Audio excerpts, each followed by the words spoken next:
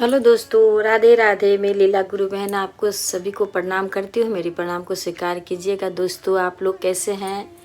ठंडी है, ठंडी में आप लोग सही से रहिएगा, क्योंकि गांव की तरफ बहुत ही ठंड पड़ती है। कोलकाता में इतनी ठंडी नहीं है, थोड़ी थोड़ी है, लेकिन अभी जैसे कि दिसंबर का भी 11-12 तारीख होने वाला है, तो थोड़ा जो है सो अभी थोड़ा थोड़ा ठंड यहाँ पे पड़ रही है।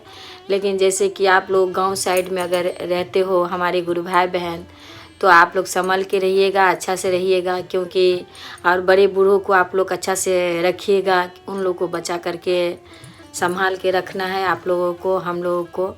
दोस्तों, तो आप लोग सब हैप्पी रहिए, हम भी हैं ठीक।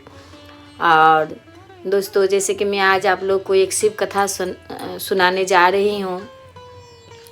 और शिव कथा इस तरह से है कि एक बहन थी जो बहुत बड़ी ही शिव की बहुत भक्ति करती थी, महादेव को बहुत श्रद्धा करती थी महादेव के लिए। और हस्बैंड वाइफ थी, उनके एक बच्चे थे, और 3 जन की जो दिनचर्या थी वो बहुत ही गरीब थी। और तीनों जन का जीवन जो है सो अपना जैसे तैसे करके व्यतीत करती थी।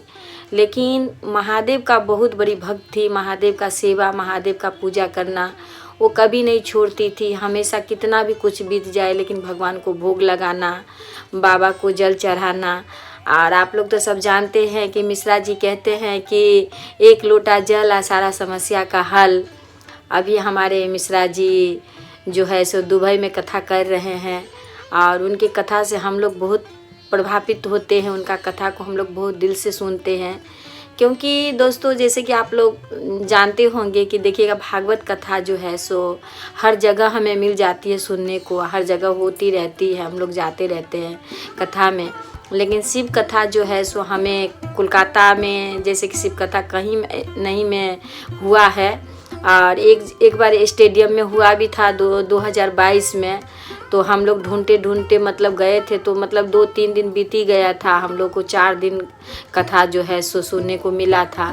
तो कहते हैं शिव कथा में अगर हम लोग अगर 7 दिन अगर एंट्री करें शिव कथा में, तो हमारे जो जीवन के साथ जितने भी कष्ट है, जितने भी तकलीफ है, वो दूर हो जाते हैं।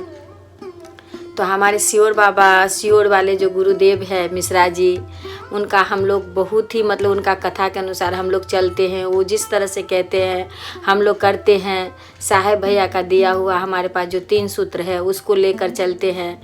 तो जो भगवान को लेकर चलते हैं, जो महादेव को लेकर चलते हैं, तो उनके जीवन में कभी कष्ट नहीं आती हैं। आप लोग देखेंगे कि जीवन में अगर कष्ट आते भी हैं तो महादेव दूर कर देते हैं। इसी तरह से एक बहन थी, दोनों पति पत्नी थी, एक बच्चे थे उनके, लेकिन वो महादेव के बहुत बड़ी भक्त थी, बहुत सेवा करती थी, महादेव को पूजा करती थी।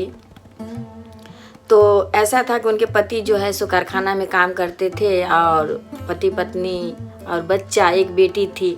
तो जो भी हो जिस तरह से लाते थे अपना जीवन चलाते थे, और बेटी को जो है सो मतलब पढ़ाई लिखाई कराती थी, रहती थी।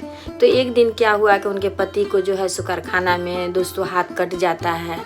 तो वो पूजा करने जाती है राधा, उन्हें पता चलता है कि लड़की के नाम राधा है, गुरु बहन की नाम। तो वो उन्हें पता चलता है कि मतलब उनके पति जो है उनका जो है सो हाथ कट गया है। सब ढूंढ रहे हैं इधर उधर। तो किसी ने कहा कि मंदिर गई हैं। मंदिर में जब जाकर पता चलता है कि राधा को कि उनका पति का हाथ कट गया है, तो बहुत रोने बिलखने लगती है। रोती रोती जो है सो हॉस्पिटल जाती है, भागती भागती। जब अपना पति को देखती है तो सोचती है अगर मैं यहाँ पे रोने लगी तो मेरा पति तो ऐसे ही मतलब टूटा हुआ है और टूट जाएंगे। तो अपने आंसू को जैसे तैसे जो है भोले बाबा को याद करके अपना आंसू को संभालती है, संभाल करके जो है अपने पति के पास नहीं रोती है। जब पति की आंखें खुलती है तो पति देखता है कि मेरी पत्नी खरा है। बहुत उनको रोना आता है कि मेरे जीवन में मैंने कुछ नहीं किया, और जो अभी करने की समय थी तो मेरा हाथ कट गया है। मेरी पत्नी जो है किस तरह से संसार चलाएगी, किस तरह से मतलब जो हमारा घर का दिनचर्या चलेगा। बहुत बेचारा चिंता थे, और अपने पत्नी से कहने लगे कि राधा, मैंने तुम्हारे लिए कुछ नहीं किया, अपने बच्ची को लिए मैंने कुछ नहीं किया, सारा जिम्मेदारी सारा बोझ हम तुम पे दे दिए हैं। ऐसे करके बेचारा बहुत दुखी रहे। लेकिन जो शिव भक्त होते हैं किसी न किसी तरह से उनकी जो नैया है महादेव पार लगा ही देते हैं। तो वो जो है सो मतलब पूजा पाठ करती और जैसे तैसे अपना घर चलाती। तो अब जो पति जो है सो बिछाना पकड़ लिया है तो कैसे इसका घर चलेगा। तो बहन जो है सो बहुत चिंता करती, तो किसी से मांग उंग करके जो है कैसे भी करके एक सिलाई मशीन खरीदती है और सिलाई का काम करती है अपना घर में ही। और कितना भी मतलब मुसीबत से गुजरे लेकिन भगवान को कभी भी भूलती नहीं है, भगवान को हमेशा याद करती है। भगवान का मंदिर जाना जो है सो कभी नहीं छोड़ती हैं। कहते हैं कि सियोर वाले बाबा कहते हैं एक लोटा जल जो महादेव पे रोज़ चढ़ाते हैं उनके जीवन में कष्ट आती नहीं है। अगर आती है तो जैसे बुलबुले की तरह आती है, और जैसे बुलबुला एक सेकंड में फूट जाती है, ख़त्म हो जाता है, उसी तरह से जीवन से कष्ट जो है सो चले जाते हैं। तो वो उसी चीज़ को जो है सो वो मानती थी बहुत। इस तरह से कैसे कैसे अपना जीवन चला करके जो है बेटी बड़ी हो गई। अब बेटी जब बड़ी हो गई तो बेटी के बारे में बहुत चिंता करने लगी कि अब बेटी का ब्याह कैसे होगा। उनके पति जो है राधा के, वो भी बहुत चिंता करने लगे कि हम नहीं कमा रहे, पत्नी तो जैसे तैसे करके जो है सो अपना घर चला लेती है, लेकिन बेटी की शादी में तो बहुत ही खर्चा होगा। तो इस तरह से जो है मंदिर में जाती है और जा कर के महादेव के चरण पकड़ के और रोने लगती है कि हे प्रभु, मेरा पति तो बिछान में पड़ा हुआ है, उनका हाथ कटा हुआ है, और मेरी बेटी है उसका विवाह कैसे होगा, अभी वो बड़ी हो गई है। तो भोले बाबा की कृपा से जो है महादेव ने कृपा करा। जब वो घर जाती है तो पंडित जी आते हैं, कहते हैं कि राधा, तुम्हारी बेटी के लिए हम एक संबंध लाए हैं जो कि बहुत बड़े घर की है लड़का। तो कहने लगी कि बड़े घर का लड़का, बड़े घर का कुटुंब आने से क्या होगा पंडित जी, क्योंकि हम तो गरीब है, 2 वक्त की रोटी भी नहीं सही से खा पाते हैं, तो बड़े घर में अपनी बेटी का विवाह कैसे कर सकते हैं। लेकिन वो महादेव पे बहुत भरोसा करती थी। पंडित जी बोले, देखो राधा, तुम महादेव का सेवा करती हो, महादेव का पूजा करती हो, तो महादेव पे तुम्हारा अटल विश्वास होना चाहिए। तो तुम ऐसा करो कि तुम चिंता मत करो, सब भगवान महादेव पूरा कर देंगे। तो वो जो है सो सब, अब तुम सही शादी की तैयारी करो। तो वो बहन जो थी अपना जैसे तैसे अपना शादी की तैयारी करने लगी। तो महादेव के मंदिर में जाके कहते हैं भोले बाबा को कि हे भोले बाबा, इतना दिन मैंने आपका सेवा करा, सारा उम्र मैंने आपकी सेवा करी, अभी मेरा उम्र इतना हो गया है, मेरा पति भी कमाने वाला नहीं है, तो मेरी बेटी का विवाह हो रही है, तो इस विवाह में जो है सो आपका निमंत्रण है, आप ज़रूर आइएगा। अब बस बाबा, मैंने इतना दिन जो आपका सेवा किया है उसी के तौर पे आप मेरी बेटी का विवाह मतलब किसी भी तरह से कर दीजिएगा, सब कुछ देख लीजिएगा महादेव को। दोस्तों, जब हमारे पास कुछ नहीं होता है, जब हम माँ भगवान के पास हाथ खड़े कर देते हैं तो भगवान हमारा जो है जितना भी दायित्व है वो उनके ऊपर चला जाता है। क्योंकि हम अगर उन पे आस्थित होकर अगर चले, अगर उन पे पूरी हम भरोसा करके चले, तो हम उन पे अगर सब कुछ छोड़ देते तो हमें कभी डूबने नहीं देते हैं दोस्तों। तो राधा जैसे ही वहाँ से निकली तो आती है घर से बाहर निकलती है। जब मंदिर अपना पूजा घर के मंदिर से जब बाहर निकलती है तो देखता है कि वहाँ पर जो है सो एक ब्राह्मण खड़े हैं। तो दोस्तों, ब्राह्मण जो खड़े हैं सो कोई और नहीं, नारद जी थे, जो महादेव से कहा कि महादेव, आपने तो मीरा को वचन दे दिया है कि उसकी बेटी की विवाह का दायित्व आप लोगे, लेकिन वो उस लायक है भी नहीं कि ये आपने पता किया कि नहीं किया। तब महादेव, माता पार्वती कहती ये बात भी तो सही है, लोग हमारे भक्ति करते हैं लेकिन उस भक्ति में हम उन्हें वचन दे देते हैं, तो उस वचन में हम मतलब सही कर रहे हैं कि गलत कर रहे हैं, इसका परीक्षा तो हमें करना चाहिए। तो नारद जी ने कहा कि प्रभु, आप चिंता ना करो, हम जा कर के उनका मीरा का जो है परीक्षा लेंगे। और जब मंदिर से मीरा बाहर निकलती है तो वहाँ पर पंडित खड़े हैं।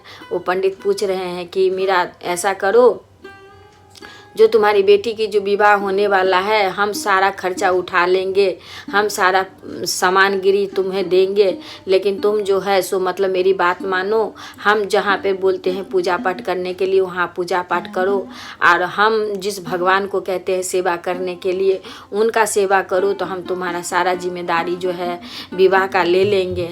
तो मीरा बोलती है कि नहीं, हम जिस भगवान को हम पूजा करते हैं, जिनको हम आराधना करते हैं, जो हमारा इष्ट देवता है, उनके बगैर हम और किसी को नहीं मान सकते हैं। वो हमें डुबाए या चाहे हमें राखे, हम उन्हीं को ही अपना सब कुछ मानते हैं और उन्हीं पर हम सब कुछ छोड़ दिए हैं। अब वो जो करेंगे सो करेंगे, हमें कहीं नहीं जाना है।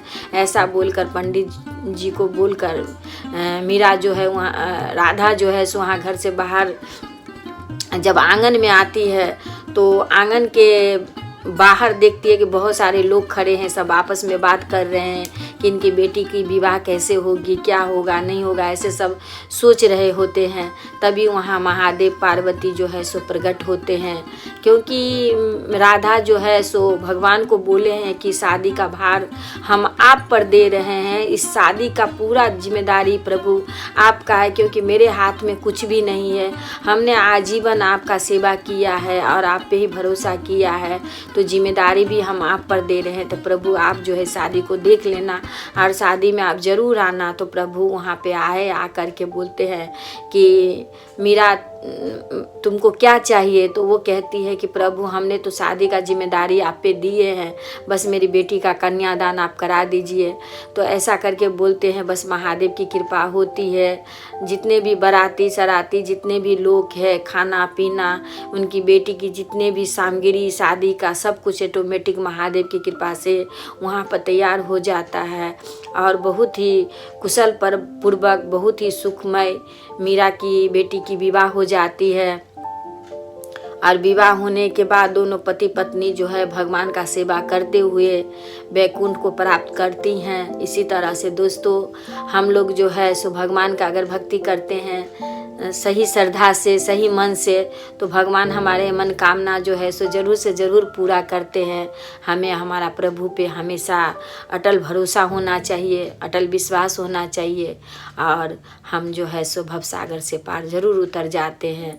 तो जो करते हैं सो हमारे महादेव करते हैं, उन पे भरोसा रख के हमें चलना है। दोस्तों अगर ये कथा आप लोगों को अच्छी लगी हो तो हमें ज़रूर आप लोग कमेंट बॉक्स में लिख के बताएं।